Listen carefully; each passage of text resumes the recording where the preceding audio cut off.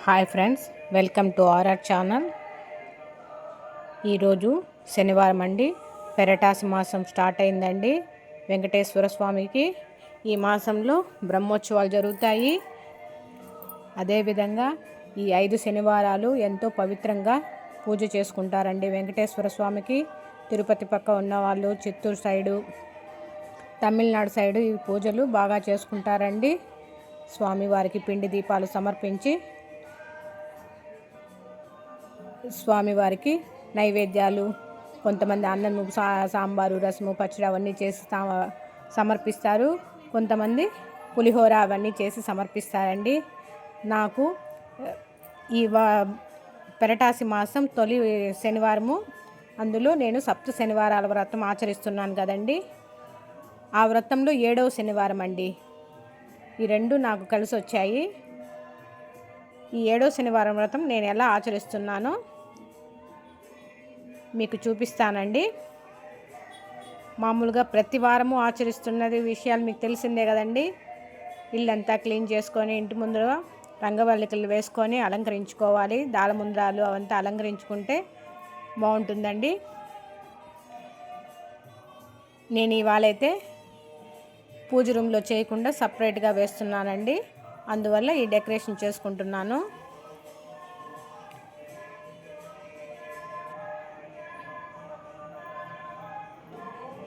ప్రతి ఒక్క వీడియోలో చూపిస్తున్నట్టే పీఠం ఎలా అలా చేసుకోవాలో అదే విధంగా రెడీ చేసుకున్నానండి.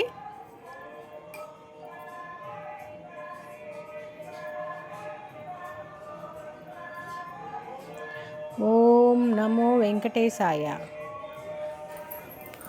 ఓం నమో వెంకటేశాయ.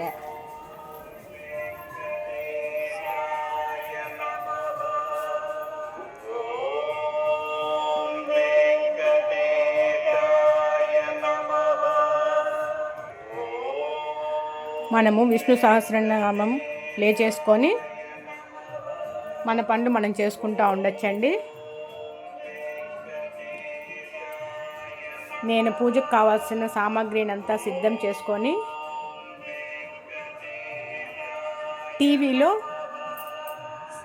సప్త శనివారాల వ్రతము ఆచరించే పూజా విధానం ఉందండి. ఆ పూజా విధానం ప్లే చేసుకొని ఈ 7వ శనివారం పూజ చేసుకుంటున్నాను. దానికి కావాల్సిన ఐటమ్స్ అన్నీ ముందే అరేంజ్ చేసుకొని ఒకసారిగా రెడీ చేసి కూర్చుంటే తరువాత బాగా భక్తి శ్రద్ధలతో పూజ చేసుకోవచ్చు.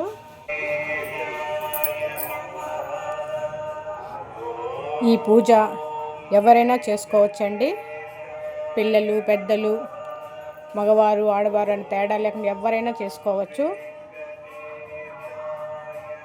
మనం ఎటువంటి కష్టాలలో ఉన్నా ఈ పూజను చేసుకుంటే మనకు ఫలితం అనేది లభిస్తుందండి.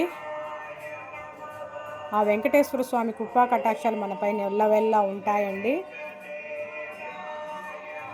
పెళ్ళిళ్ళు కావాలన్నా, రుణ బాధలు తీరాలన్నా, సంతానం కలగాలన్నా, ఉద్యోగ ప్రాప్తి కోసం ఎటువంటి కష్టమైనా సరే అండి, భక్తి శ్రద్ధలతో ఈ పూజ కానీ 7 వారాలు ఆచరించి ఒక్క వారం వడ్డీ కాసులు వాడు కదండి, ఒక్క వారం వడ్డీ సమర్పిస్తే ఆయన ప్రసన్నుడు అవుతాడు.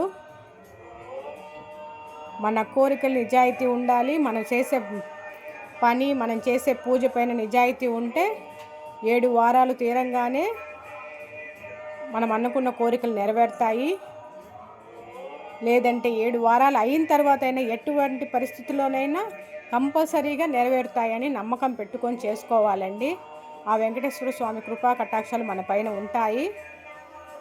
ఈ 8 వారాలు శనివారాల వ్రతం అంటాం కదండి. 8 వారాలు కంప్లీట్ అయిపోయిన తర్వాత ముడుపు కట్టుంటే ముడుపులు సమర్పించుకోవాలి. తలనీలాలు ఇస్తామంటే తలనీలాలు సమర్పించుకోవాలి తిరుమలకి వెళ్ళి. ఇప్పుడు వీలు పడకపోయినా ఎప్పుడైనా వచ్చి తిరుమలకి దర్శనం చేసుకుంటామని ఆ వెంకటేశ్వర స్వామి దగ్గర మొక్కుకోవాలండి. కంపల్సరీగా అనుకునేది అయితే జరుగుతుంది. ఇప్పుడు చూడండి, వెంకటేశ్వర స్వామికి నేను సంపంగి పూలతో అలంకరించుకుంటున్నాను. ఇవాళ 7వ శనివారం కదండి. 7 రకాల పూలు తెచ్చుకున్నాను, 7 రకాల పండ్లు తెచ్చుకున్నాను, 7 లడ్లూలు తెచ్చుకున్నాను. నాకు తిరుమల లడ్డు అయితే దొరకలేదండి ఇవాళ. పద్మావతి అమ్మవారి లడ్డు ప్రసాదము వడ దొరికిందండి. 2 పూజలో పెట్టి పూజించుకుంటున్నాను. శనేశ్వర స్వామికి నూగులుండలు రెడీ చేసుకున్నాను. ఇంకా పిండి దీపానికి పిండి రెడీ చేసుకున్నానండి. ప్రముదులకంతా అలంకరించుకొని మొత్తం సిద్ధం చేసి పెట్టుకోవాలి.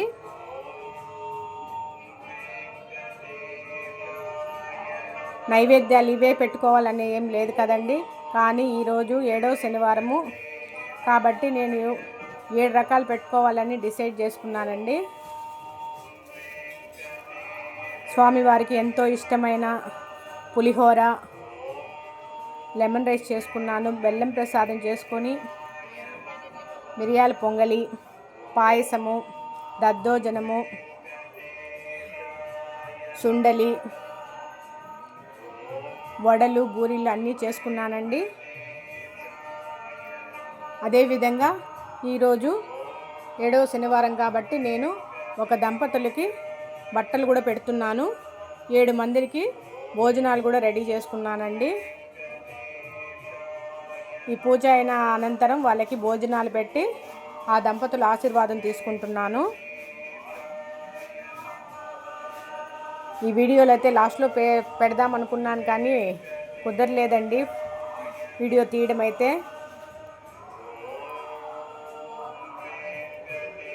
మీరు కూడా మీకు శక్తి కొద్దీ 7వ వారం అయితే ఈ విధంగా చేసుకోండి. 7 మందికి భోజనాలు పెట్టడం కానీ, ఒక దంపతులకి ఇవ్వడం, లేదా ఊళ్ళో దేవాలయాలకు వెళ్ళి వాళ్ళకి ఒక పూటకి సరిపోయేంత ధనం కానీ ఇచ్చి రావచ్చు. మన స్తోమతను బట్టి చేసుకోవచ్చండి. ఇదే విధంగా చేయాలని ఏం లేదు. మీకు ఎలా వీలు పడితే అలా అయితే చేయండి. నేనైతే టీవీలో ఆన్ చేసుకొని ఫస్ట్ గణపతి పూజ, తరువాత వెంకటేశ్వర స్వామి పూజ. కలశం అయితే మాకు అలవాటు లేదండి కాబట్టి నేను ఇప్పుడు ఆ కలశం పెట్టలేదు. పెట్టుకునే వాళ్ళు కలశస్థాపన కూడా చేసుకోవచ్చు. బంధుమిత్రులను పిలిచి ఈ 7వ శనివారం హ్యాపీగా జరుపుకోవచ్చండి.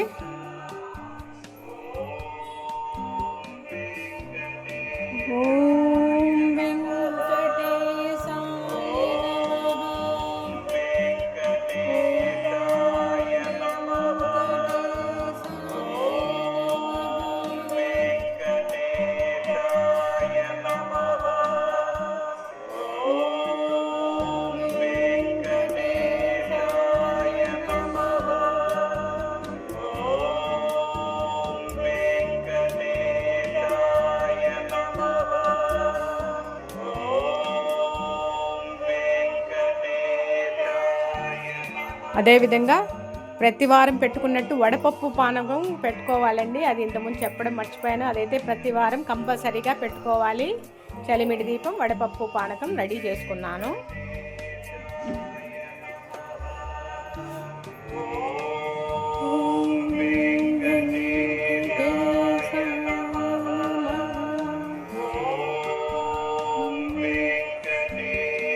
పిండి దీపాలలో నెయ్యితో అలంకరించుకున్నానండి.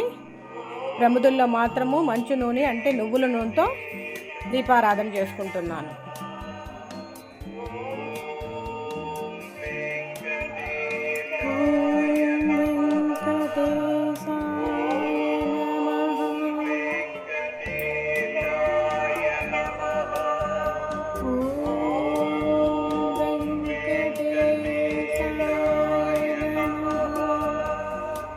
వెంకటరమణ వెంకటరమణ గోవింద గోవింద నీ పూజ నిర్విఘ్నంగా జరగాలని దీవించకండి.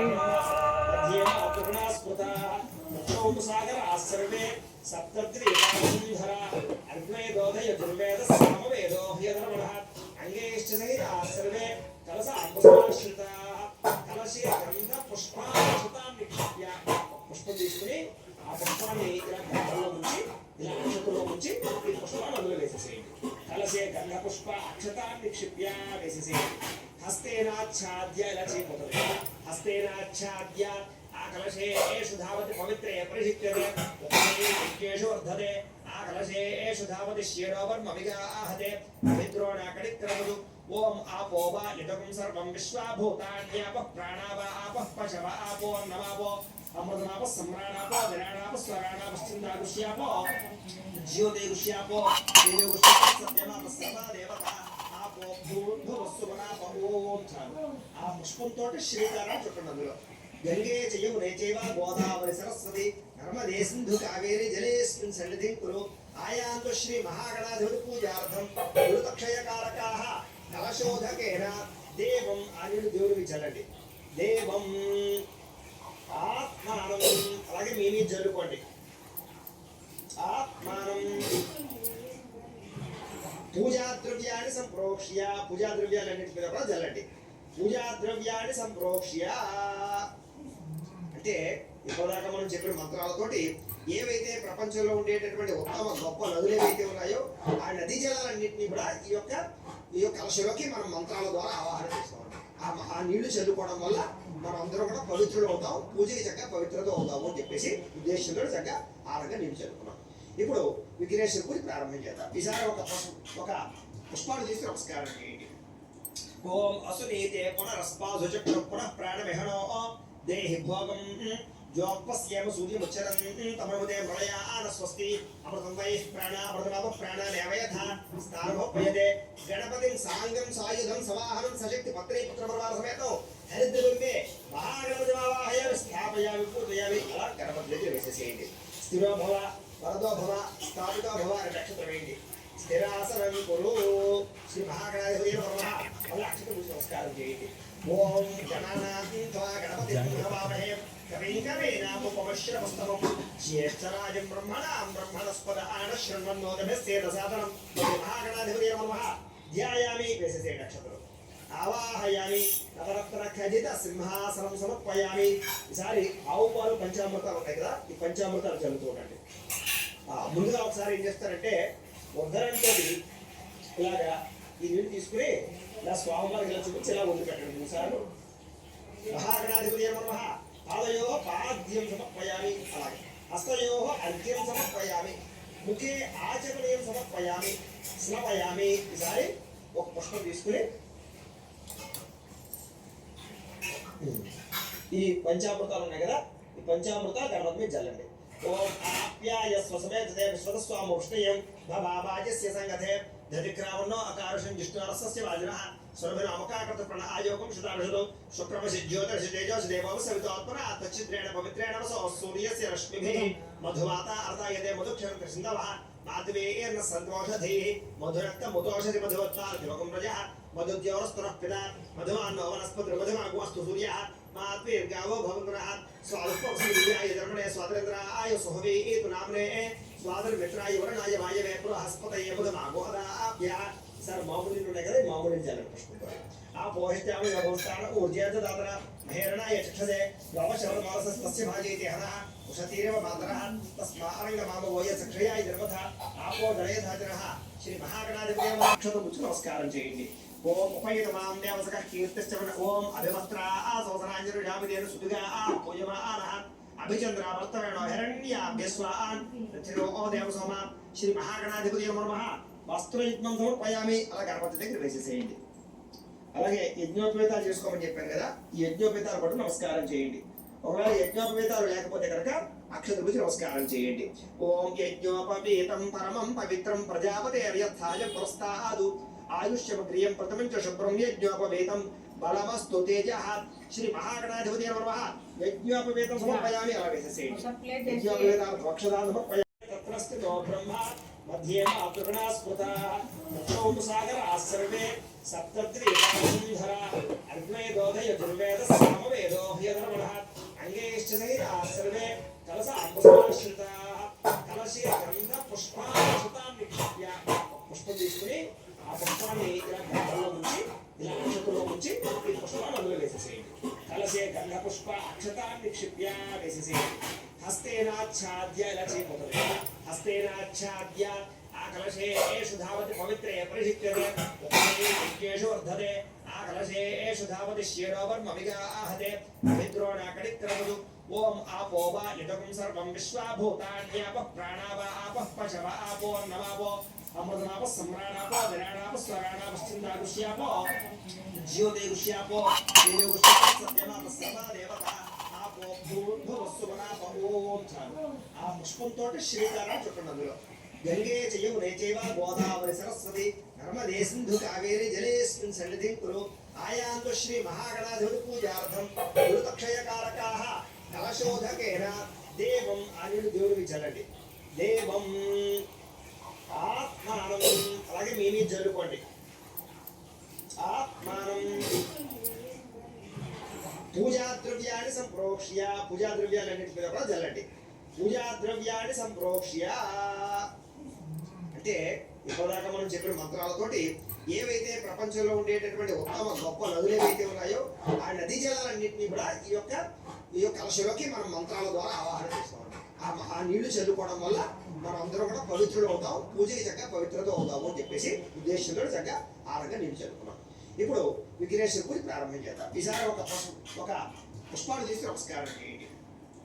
ఓం అసునీతే పునరస్పాసుచక్ర పునః ప్రాణమిహనో దేహి భోగం జ్యోపస్యేమ సూర్యముచ్చరం తమృదే మృళయాన స్వస్తి అమృతం వైః ప్రాణ అమృతమాప ప్రాణానేవయథ స్థానభోపయతే గణపతిం సాంగం సాయుధం సవాహనం సశక్తి పత్రే పుత్రపరివార సమేతం హరిద్రబింబే మహాగణపతిమావాహయామి స్థాపయామి పూజయామి. అలా గణపతి దగ్గర వేసేసేయండి.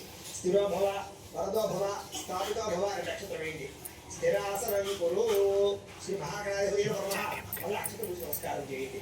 ఓం గణానాం త్వా గణపతిం నమామహే కవిం కవీనాముపమశ్రవస్తమం జ్యేష్ఠరాజం బ్రహ్మణాం బ్రహ్మణస్పద ఆనశృణ్వన్నోదభిస్తేదసాదనం మహాగణాధిపతి నమః. ధ్యాయామి వేసేసే నక్షత్రం. ఆవాహయామి నవరత్న ఖజిత సింహాసనం సమర్పయామి. ఈసారి ఆవు పాలు పంచామృతాలు ఉంటాయి కదా, ఈ పంచామృతాలు చల్లుతూ ఉండండి.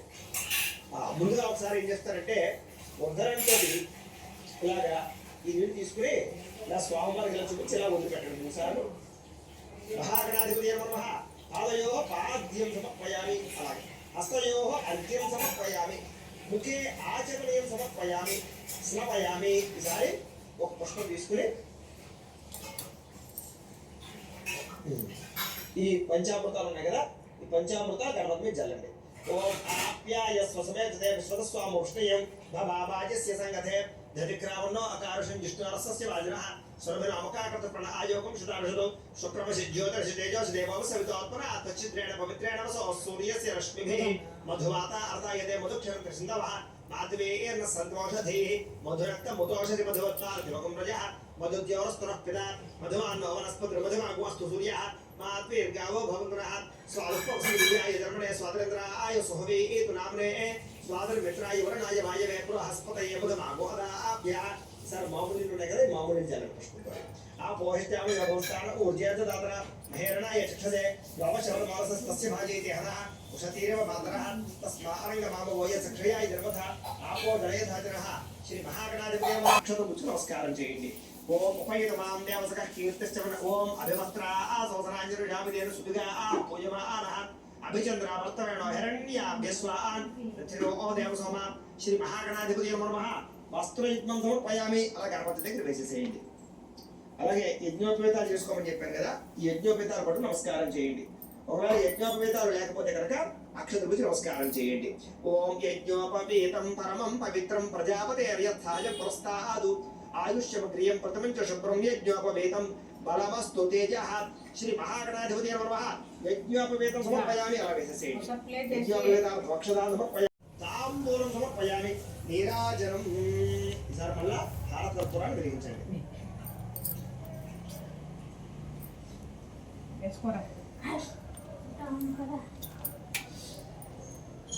బెల్లం ప్రసాదం పెరుగం. ఓం సమ్రాజం జగరాజం జా విశ్వేర్యాతనో గృహే లక్ష్మీర ఆశ్వస్యయా ముఖేతయా రాజగుంద్ర జామధే సర్వశ్రేయస్తు సంతతమంగళాని భవంతు నిత్యశ్రేయస్తు నిత్యమంగళాని భవంతు. అని పెట్టేసి ఒక నియోజకవర్గాన్ని కళ్ళకద్దుకోండి. గోవిందా గోవింద వెంకటేశ్వర గోవింద గోవింద శ్రీనివాస గోవింద గోవింద.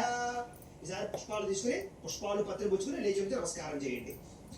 ఓం రాజాధిరాజాయ ప్రసహ్య సాహినే నమో వైశ్రవణాయ వర్మహే సమయ కామాన్ కామకామాయ మహ్యం రామేశ్వరో వైశ్రవణో దదాతు కుబేరాయ వైశ్రవణాయ మహారాజాయ నమః. ఓం తద్బ్రహ్మ ఓం తద్వాయుః ఓం తదాత్మ ఓం తత్సత్యం ఓం తత్సర్వం ఓం తత్పురోర్నమః అంతశ్చరతి భూతేషు గుహాయాం విశ్వమూర్తిషు త్వం యజ్ఞస్వం వషత్కారస్వం విష్ణుత్వం బ్రహ్మత్వం ప్రజాపతి త్వం దదావః భోజ్య వీర సోమృతం బ్రహ్మభూతమస్తవరో ఈశాన సర్వజ్ఞానమీశ్వర సర్వభూతానాం బూరీలు వడలు శివోం లక్ష్మీం క్షేరసముద్రరాజతయాం శ్రీరంగదామేశ్వరీం దాసీభూత సమస్తదేవ వనితాం లోకైకదీపాంకురాం శ్రీమన్మంత కటాక్షరత్న విభవ బ్రహ్మేంద్ర గంగాధరాం త్వాం త్రైలోక్యగుణం మణియం సరస్యాం వందే ముకుంద ప్రియాం సిద్ధలక్ష్మీర్మోక్షలక్ష్మీర్జీ లక్ష్మీ సరస్వతి శ్రీలక్ష్మీర్వరలక్ష్మీశ్చ ప్రసన్నా మమ సర్వదా ప్రాంకురామవేదముద్రాం వహంతీం కమలాసనస్తాం జగదీశ్వరీం తాం సర్వమంగళమాంగళ్యే శివే సర్వార్థసాధికే శరణ్యే త్ర్యంబకే దేవి నారాయణి నమోస్తుతే శ్రీ అలివేల్మంగళ సమేత శ్రీ వెంకటేశ్వర స్వామినే నమః వేదోక్త దివ్య సువర్ణ మంత్ర పుష్పం సమర్పయామి వేసేసేయడం తాడి తాడి ప్రణశ్యంతి ప్రదక్షిణ పదే పదే పాపోహం పాప కర్మాహం పాపాత్మా పాపశంభవ త్రాయమార్గమయాదేవ శరణాగతవత్సల అన్యదా శరణం నాస్తి త్వమేవ శరణం మమ తస్మాత్ కారుణ్యభావేన రక్ష రక్ష వెంకటేశ్వర ఆత్మప్రదక్షిణ నమస్కారం సమర్పయామి అలా వేసేసేయండి. కుదిరితే కనుక మగవారు మోకాళ్ళ మీద శాస్త్రాంగ నమస్కారం చేయండి, ఆడవాళ్ళు మోకాళ్ళ మీద నమస్కారం చేయండి, మీరు మామూలుగా ఉంగ నమస్కారం చేయండి. పురసా శిరసా దృష్ట్యా మనసా వచసా తథా పద్భ్యాం కరాభ్యాం కరణాభ్యాం ప్రణామోష్ఠ్యాన్యౌచ్యతే శ్రీ అలివేల్మంగళ పద్మావతి సమేత శ్రీ వెంకటేశ్వర స్వామి నమః సాష్టాంగ నమస్కారం సమర్పయామి. కూర్చోండి, లెంబలు వేసుకోండి, చెప్పండి. అపరాధ సహస్రాణి క్రియంతే అహర్నిశం మయా దాసోహం ఇతి మాం మత్వా క్షమస్వ వెంకటేశ్వర. అపరాధ ప్రార్థన పూర్వక నమస్కారం సమర్పయామి. మగవారు తీసుకోండి, ఆడవారు నీరు పోయండి, ఆ పల్లెలో వదిలిపెట్టేసేయండి. ఒంటరిగా పూజ చేసుకున్నారు, ఎవరికి వాళ్ళే అక్షరం తీసుకుని నీరు పోసుకుని వదిలిపెట్టుకోండి. మంత్ర హేణం క్రియాహేణం భక్తి హేణం జనార్దనం మయాదేవ పరిపూర్ణం తతస్తుతే అనయా ధ్యాన ఆవాహన షోడశోపచార పూజయా చ భగవాన్ సర్వాత్మకః సర్వం శ్రీ అలివేల్మంగళ పద్మావతి సమేత శ్రీ వెంకటేశ్వర స్వామి సుప్రీనాథు సుప్రీతో సుప్రసన్నో భవతు. వెంకటేశ్వర స్వామి దేవత ప్రసాదం పూజ చేసినటువంటి ఒక తులసిదళం మగవారు చెవులో పెట్టుకోండి, ఆడవారు పుష్పం తలలో పెట్టుకోండి, అలాగే కుంకుమ బొట్టు పెట్టుకోండి. వెంకటేశ్వర స్వామి ప్రసాదం శిరసా గృహ్ణామి. సహస్రపరమాదేవి శతమూల శతాంగుర సర్వగో హతమే పాపం దూర్వాతు స్వప్రనాశని. ఇప్పటిదాకా కూడా ఈ యొక్క సప్త శనివారాల వ్రతంలో వెంకటేశ్వర స్వామి వారి యొక్క పూజా విధానం అంతా కూడా పూర్తయింది. ఇప్పుడు చక్కగా సప్త శనివారాలకు సంబంధించినటువంటి వ్రత కథని మనం అందరం కూడా ప్రయత్నం చేద్దాం. అందరూ కూడా భక్తి శ్రద్ధలతో వినడానికి ప్రయత్నం చేయండి, అలాగే అక్షతలు వచ్చి నమస్కారం చేయండి. విష్ణు శశివర్ణం చతుర్భుజం ప్రసన్నవదనం ధ్యాయేత్ సర్వవిఘ్నోపశాంతయే అగజానన పద్మార్కం గజానన మహర్నిశం అనేకదంతం భక్తానాం ఏకదంతముపాస్మహే. అయితే పూర్వకాలోకాల సమయంలో దైవిశారణ్యంలో కూర్చున్నటువంటి శౌనకాది మహాములందరూ కూడా గురువుగారైనటువంటి సూత్రుల వారిని చూసి రండి, అయ్యా మహానుభావ, కలియుగంలో కలిదోషం చేత కలిపురుష ప్రభావం చేత మనుష్యులందరూ కూడా ఏదో రకంగా అధర్మం చేయడం కానీ, అన్యాయం చేయడం కానీ, అక్రమం చేయడం కానీ, పాపాలు చేయడం కానీ చేస్తూ ఉంటారు కదా. మరి వాళ్ళకి అలాంటి పాపాలన్నీ కూడా తొలగి, వాళ్ళకి దుఃఖాలన్నీ కూడా తొలగి, అలాగే వాళ్ళకి సకలైశ్వర్యాలు కలిగేటటువంటి మార్గం ఏదైనా ఉందా అని అడిగితే అప్పుడు గురువు గారు అయినటువంటి సూత్రులు చెప్తారు, నిజమేనయ్యా మీరు అడిగింది. కలియుగంలో మానవులందరూ కూడా కలిపురుష ప్రభావం చేత అనేక రకాల ఈతి బాధ ఇబ్బందులు పడుతూ ఉంటారు.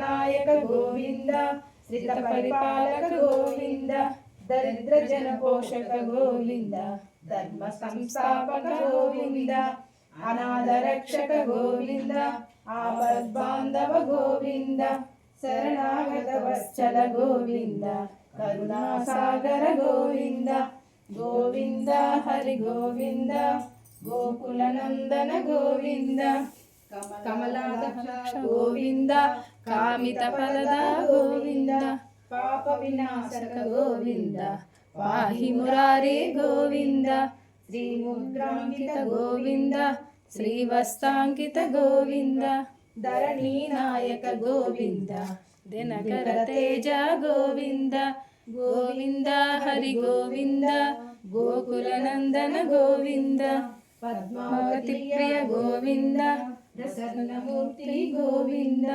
అభయహస్త ప్రదర్శన గోవింద మత్స్యావతార గోవింద చక్రధర గోవింద సర్జగాధర గోవింద విరజాది తీర్థ గోవింద విరోధి మర్దన గోవింద గోవింద హరి గోవింద గోకులనందన గోవింద సాలగ్రామధర గోవింద సహస్రనామ గోవింద లక్ష్మీవల్లభ గోవింద లక్ష్మణాగ్రజ గోవింద కస్తూరి తిలక గోవింద కాంచనాంబర గోవింద గరుడ వాహన గోవింద గజరాజ రక్షక గోవింద గోవింద హరి గోవింద గోకులనందన గోవింద వానర సేవిత గోవింద వారధి వందన గోవింద ఏడు కొండలవాడ గోవింద ఏకస్వరూప గోవింద శ్రీరామకృష్ణ గోవింద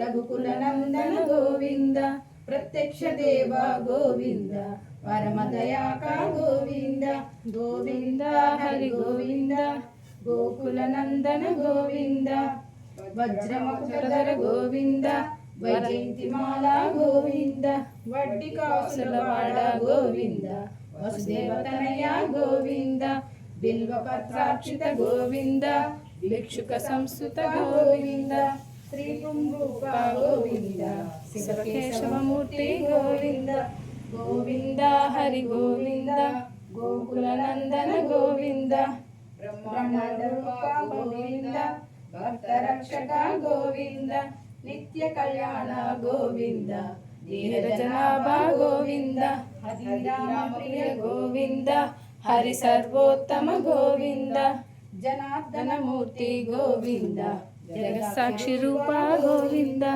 ఆపద్ నివారణ గోవింద గోవింద హరి గోవింద గోకులనందన గోవింద అభిషేక ప్రియ గోవింద రత్న కిరీట గోవింద రామానుజనుత గోవింద స్వయం ప్రకాశ గోవింద ఆశ్రిత పక్ష గోవింద నిత్య శుభప్రద గోవింద నిఖిల లోకేశ గోవింద ఆనంద రూప గోవింద అద్యంతరహిత గోవింద ఇహ పరదాయక గోవింద యువరాజ రక్షక గోవింద పరమదయాళు గోవింద పద్మనాభ హరి గోవింద తిరుమల వాస గోవింద తులసి వనమాల గోవింద గోవింద హరి గోవింద గోకులనందన గోవింద శేషాద్రి నిలయ గోవింద శేషసాయిని గోవింద శ్రీ శ్రీనివాస గోవింద శ్రీ వెంకటేశ గోవింద గోవింద హరి గోవింద గోకులనందన గోవింద వెంకటరమణ గోవింద గోవింద ఆపద మొక్కులవాడ అనాథ రక్షక గోవింద గోవింద వడ్డీ కాసులవాడ వెంకటరమణ గోవింద గోవింద.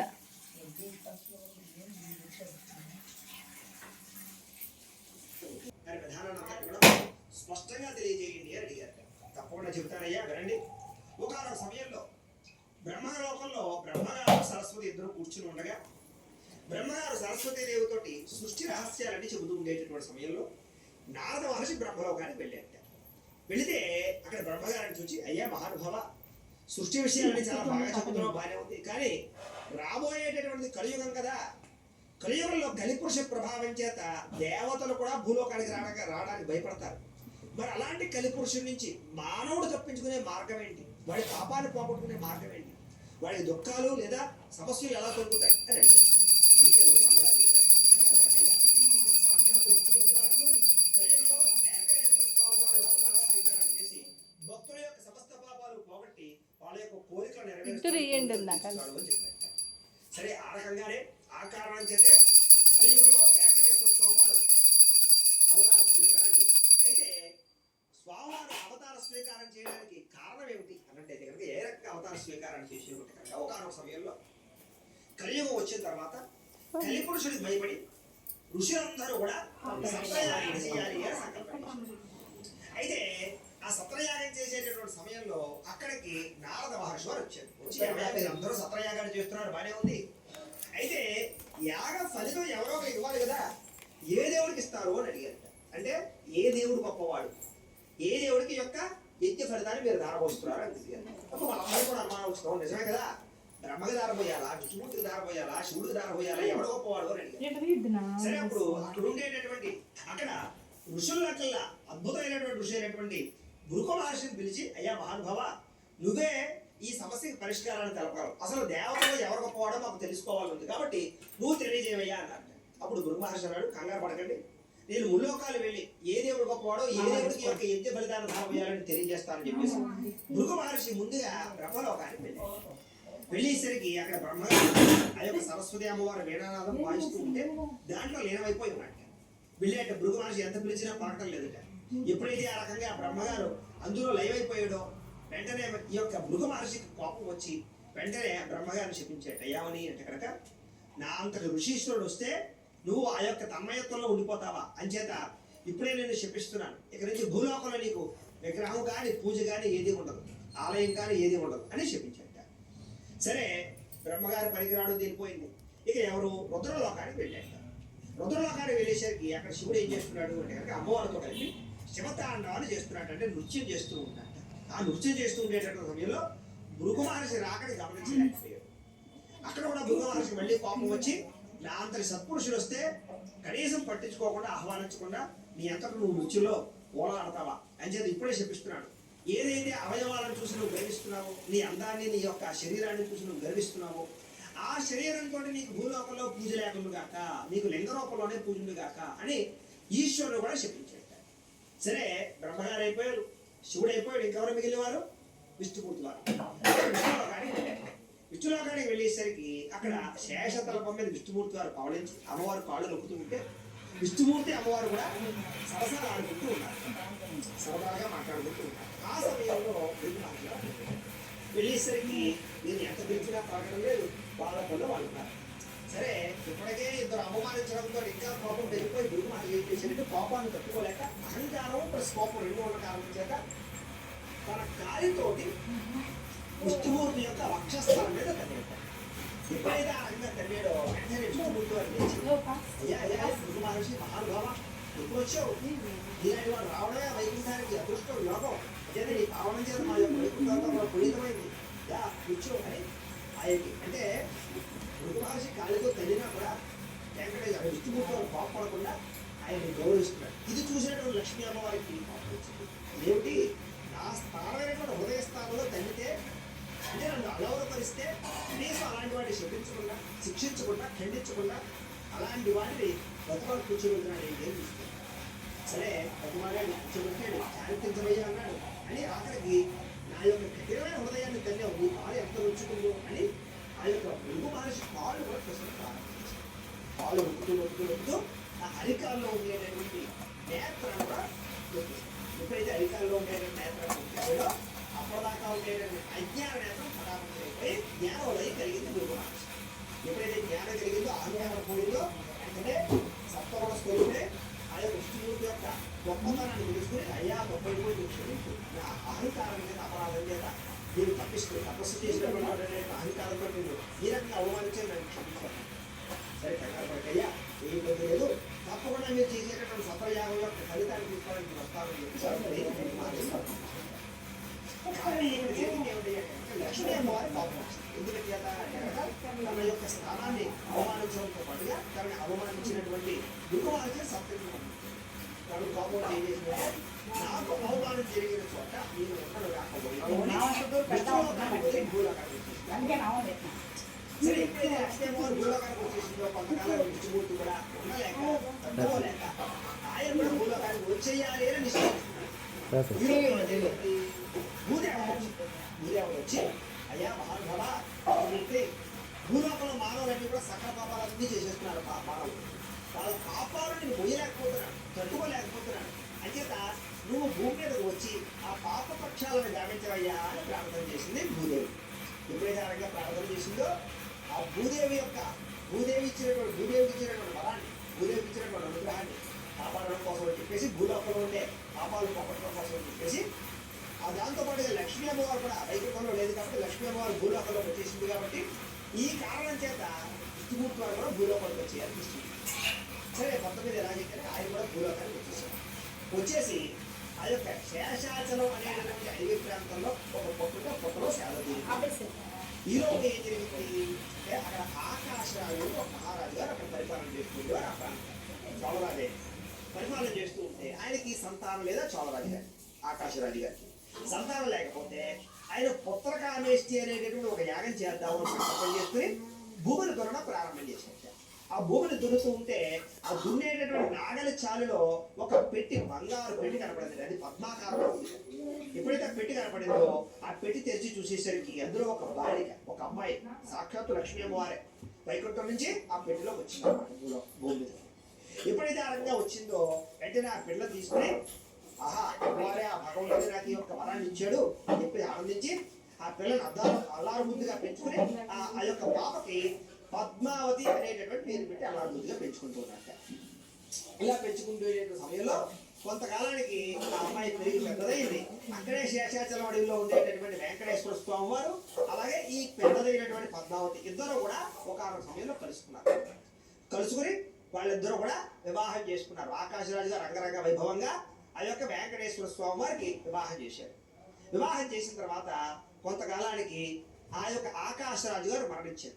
మరణించిన తర్వాత ఆకాశరాజు గారు యొక్క తమ్ముడైనటువంటి తొండమాన్ అనేటటువంటి చక్రవర్తి, ఆ చక్రవర్తి గారు ఈ యొక్క స్వామి వారికి పరమ భక్తుడు వెంకటేశ్వర స్వామి వారికి. అంచే రమమానాయ వెంకటేశాయ మంగళం శ్రీమత్సుందరజామాతృమునిమానసవాసినే సర్వలోక నివాసాయ వెంకటేశాయ మంగళం మంగళాశాసన పరంగై మదాచార్య పురోంగమై సర్వైశ్చ పూర్వైరాచార్య సత్కృతాయాస్తు మంగళం.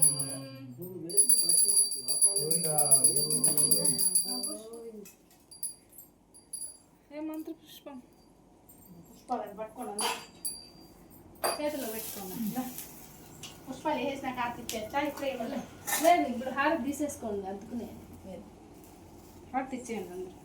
అందరూ ఆర్తి అంటే హారతి బరా కానీ బల్లి పెట్టుకుని పోసేస్తే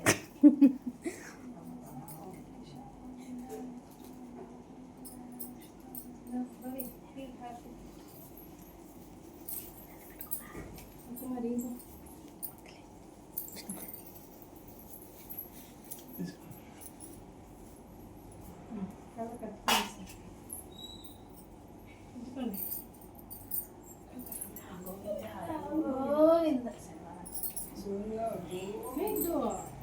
ఎట్లా పెట్టుకోండి. ఓం నారాయణాయ విద్మహే వాసుదేవాయ ధీమహి తన్నో విష్ణు ప్రచోదయాత్. ఓం నారాయణాయ విద్మహే వాసుదేవాయ ధీమహి తన్నో విష్ణు ప్రచోదయాత్. ఓం నారాయణాయ విద్మహే వాసుదేవాయ ధీమహి తన్నో విష్ణు ప్రచోదయాత్. ఓం మహాలక్ష్మై చ విద్మహే విష్ణుపత్ని చ ధీమహి తన్నో లక్ష్మీ ప్రచోదయాత్. ఓం మహాలక్ష్మై చ విద్మహే విష్ణుపత్ని చ ధీమహి తన్నో లక్ష్మీ ప్రచోదయాత్. ఓం మహాలక్ష్మై చ విద్మహే విష్ణుపత్ని చ ధీమహి తన్నో లక్ష్మీ ప్రచోదయాత్. యాని కాని చ పాపాని జన్మాంతరకృతాని చ తాని తాని ప్రణశ్యంతే ప్రదక్షిణం పదే పదే. పాపోహం పాపకర్మాణం పాపాత్మా పాపతం సంభవః. త్రాహి మాం కృపయా దేవా శరణాగత వత్సల. అన్యదా శరణం నాస్తి త్వమేవ శరణం మమ. తస్మాత్ కారుణ్య భావేన రక్ష రక్ష పరమేశ్వరి పరమేశ్వర. ఆత్మ ప్రదక్షిణ నమస్కారం సమర్పయామి. మంత్రపుష్పం సమర్పయామి. గోవింద అప్పటి మొక్కలవాడ అనాథ రక్షక గోవింద గోవింద.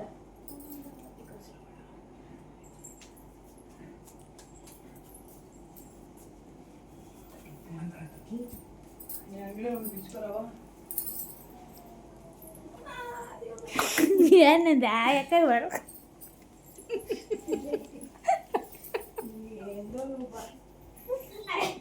బుద్ధి నారదుని పక్కన పెట్టుకుని పూజ